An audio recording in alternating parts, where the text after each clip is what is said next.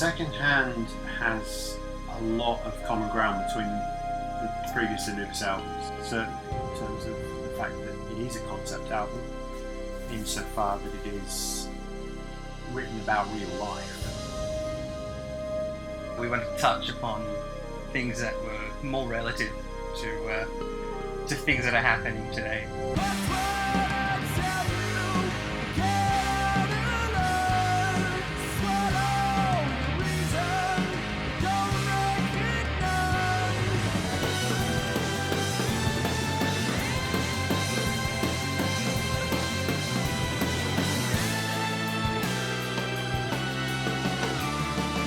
More of a narrative concept, whereas the last record, Hitchhiking, was a bit more of just a theme running through a collection of songs, whereas this is a story with a beginning, a middle and an end. We created this character, James Osborne Fox, who is an aging media mogul who spent his entire life doing shit things to people.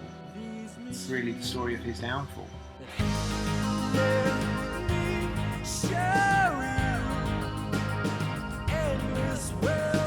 But I think more interestingly, there's a deep character piece to this as well, that even the most abhorrent of individuals has actually quite a humble beginning. Lights bounce off the lake, shimmer in my eyes. One of the things is regret. Going back and in foresight, seeing how you would do things differently based on where you are now. The clouds hypnotize.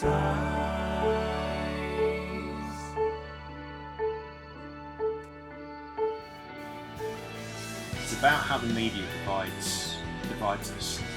It's about how it's always done with an agenda in mind. The media has controlled the way we think and feel. It's put us into a state where we don't know what to believe anymore, and where our opinions become more important than actual facts and evidence.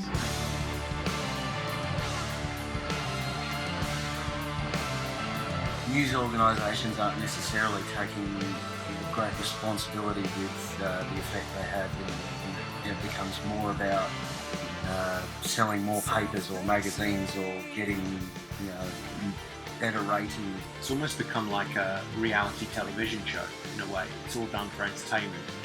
If media organisations don't take their responsibility seriously, then how much effect can people have in the future in really being informed and really making a positive difference in the world? A lot of people making decisions on what they want to hear, and less on what they actually need to hear. The bribes, the fraud, the notion of corporate extortion. The wolf is at the window, the pig's at the door. Just having come off the back of the tour in Europe, I think the band was probably more unified, and everyone's enthusiasm for the band was probably the best it has ever been. We decided to just enter a room, play together, and then see what comes up. See what we can germinate in order to create new pieces and create a different way of writing. A life of regret away. Suffer in the comfort. We've never started a record with all six of us in a room. But just being able to sit in the room and write together, it made it feel even more fresh, as if we were just doing it for the first time. It's an album that I think everybody in the band's got greater autonomy towards, certainly for that reason. I always like the longer songs. I always enjoy playing the longer songs, because you've got to have preparation to do it. You've got to make sure you've got the stamina to do it. And it really tests us as a live outfit. There's a lot going on in there. There's a lot of music. There's a lot of vocals. That loyalty.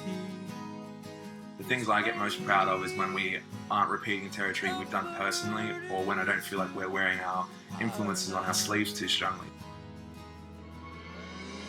It's times, Rob was playing an extra guitar part, so there was a fuller sound in the room while we're jamming new material and things like that. We're touching way more on the choral works that we haven't really adventured into on the last album.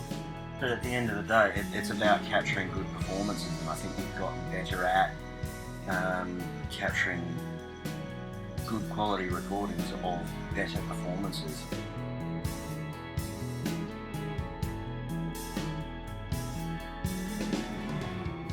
The one thing for me is always doing better than the last time. That's the thing with the album. You always try and put out the best one.